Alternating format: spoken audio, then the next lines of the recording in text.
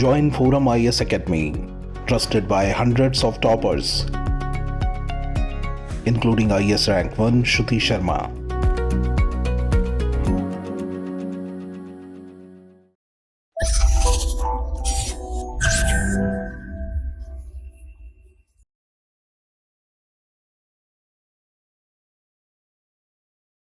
Hello friends, this is Gautam Pandey coming up with the next round of News Simplified. In this video, we will discuss about Special Marriage Act और साथ ही साथ ये भी समझेंगे why is it boon for interfaith and intercaste marriages. तो first of all, let's see why is it in news.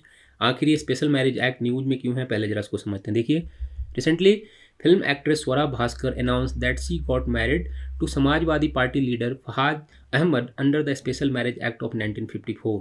Means हाल ही में फिल्म अभिनेत्री स्वरा भास्कर ने घोषणा की है कि उन्होंने विशेष विवाह अधिनियम मीन्स जो स्पेशल मैरिज एक्ट ऑफ 1954 है उसके अकॉर्डिंगली समाजवादी पार्टी के लीडर जिरार अहमद से शादी कर ली है इन्होंने.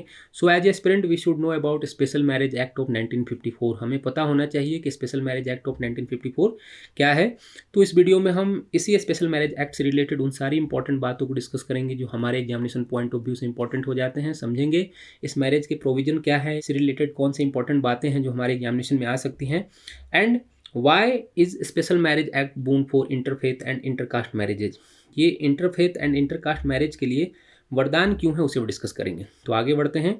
First of all let discuss about special marriage act of 1954. देखिए, अगर बात करें इंडिया की, basically marriage in India can be registered under the Hindu marriage act 1955, Muslim marriage act 1954 और under the special marriage act of 1954. Means हमारे nation में शादियाँ बहुत तरह से रजिस्टर्ड होती हैं. बेसिकली हिंदू मैरिज एक्ट 1955 के तहत, मुस्लिम मैरिज एक्ट 1954 के तहत और स्पेशल मैरिज एक्ट 1954 के तहत. तो जो हिंदू मैरिज एक्ट है या मुस्लिम मैरिज एक्ट है ऑलरेडी हमने पॉलिटिक क्लास में डिस्कस किया आपके साथ. तो इस वीडियो में हम स्पेशल मैरिज एक्ट से रिलेटेड उन सारी इंपॉर्टेंट बातों को डिस्कस करते हैं. तो आगे बढ़ते हैं. अगर बात करें स्पेशल मैरिज एक्ट की, तो it was passed by parliament on October 9 इन 1954. ये पॉइंट याद रखिएगा. स्पेशल मैरिज एक्ट को 1954 में पार्लियामेंट के द्वारा पास किया गया था and it governs a civil marriage where the state sanction the marriages rather than the religion.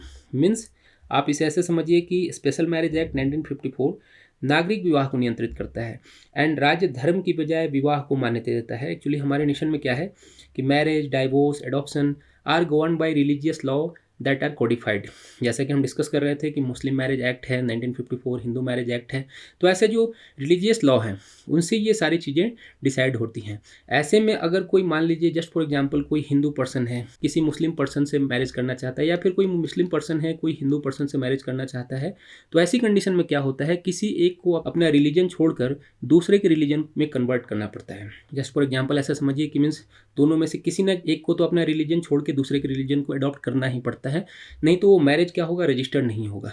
But the special marriage act of 1954 gives any Indian national irrespective their religion the tool to have legal marriages. Means विशेष विवाह अधिनियम अपनी धार्मिक पहचान छोड़े बिना या जो रिलीजियस कन्वर्जन है कि बिना ही मैरिज को पॉसिबल बनाता है. मीन्स मान लीजिए कि कपल हैं जो अलग अलग रिलीजन से हैं एंड अपने रिलीजन को चेंज नहीं करना चाहते हैं, तो ऐसी कंडीशन में क्या होगा, उन्हें स्पेशल मैरिज एक्ट ऑफ 1954 के अंडर रजिस्टर्ड मैरिज करना होगा.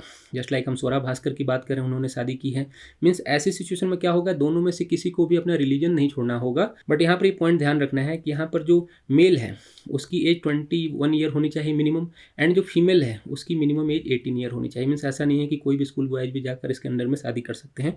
तो ये जो मैरिज का एज है यहाँ पर इम्प्लाई होता है. एंड सबसे इंपॉर्टेंट बात क्या है कि अगर आपने किसी ने भी जस्ट फॉर एग्जांपल अगर मान लीजिए under the special marriage act of 1954 marriage कर लिया, तो उसे चाहे वो किसी भी रिलीजन का हो उसे अपने फैमिली से अलग माना जाएगा. मीन्स उसके बाद क्या होगा कि उसे अपनी फैमिली की जो भी प्रॉपर्टी राइट वगैरह है उससे उन्हें बाहर कर दिया जाता है. ये पॉइंट हम याद रखेंगे. अब बात आती है कि who can get married under the special marriage act. Special marriage act के अंदर कौन शादी कर सकता है. तो देखिए यहाँ पर एक पॉइंट ध्यान रखना है कि the special marriage act the applicability of the act extend to the people of all faith including Hindu, Muslim, Sikh, Christian, Sikh, Jain and Buddhist across the India. Means आप किसी भी रिलीजन्स को फॉलो करते हैं, अगर आप इंडियन सिटीजन हैं तो आप स्पेशल मैरिज एक्ट ऑफ 1954 के अंडर मैरिज कर सकते हैं. ये पॉइंट याद रखिएगा. मीन्स यहाँ पर रिलीजन बार नहीं है, कोई भी रिलीजन किसी भी कास्ट का हो वो किसी अदर रिलीजन से जाकर मैरिज कर सकता है, बट उसे स्पेशल मैरिज एक्ट 1954 के अंडर में रजिस्टर करना होगा. तो आगे बढ़ते हैं, डिस्कस करते हैं why special marriage act is a boon for interfaith and intercaste marriage. ये वरदान क्यों है, जैसे कि हम बात कर रहे हैं ना कि क्यों वरदान है, इसको डिस्कस करते हैं। So special marriage act enable marriages between interfaith और intercaste couple without them giving up their religious identity और रिजॉर्टिंग टू कन्वर्जन। जैसा कि हम बात कर रहे थे कि अपनी जो इंटर रिलीजन अगर किसी को शादी करनी है तो स्पेशल मैरिज एक्ट में क्या है कि वो अपने रिलीजन को छोड़े बिना, जो अपनी धर्म है उसको कन्वर्जन किए बिना भी क्या कर सकते हैं, मैरिज कर सकते हैं।